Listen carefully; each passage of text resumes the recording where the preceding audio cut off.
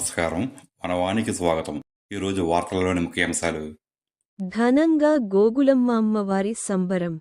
అనపర్తి నియోజకవర్గం పెదపూడి మండలం గొల్లల మామిడాడలో సంత మార్కెట్ వద్ద గోగులమ్మ అమ్మవారి సంబరం ఘనంగా జరిగింది.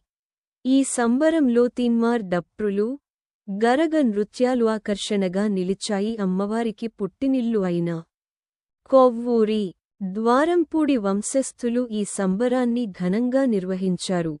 ముందుగా కొవ్వూరి వెంకట్రెడ్డి ఇంటి వద్ద పానుపు వేసి అమ్మవారికి ఉపచారాలు చేశారు. వందలాది మంది మహిళలు అమ్మవారికి పసుపు నీళ్లతో ముడుపులు మొక్కుబడులు చెల్లించుకున్నారు. అనంతరం అమ్మవారి దండకమును జోలపాట పాడి మంగళ నీరాజనాలను అందజేశారు. భక్తులకు అమ్మవారి ప్రసాదాన్ని అందజేశారు. అనంతరం జాగరణతో అమ్మవారు ఊరేగింపుగా మెట్టినింటికి సారేతో ఘనముగా పంపించారు. వందలాది మంది భక్తులు అమ్మవారి పానుపు వద్ద దర్శనం చేసుకుని అమ్మ ఆశీస్సులు పొందారు.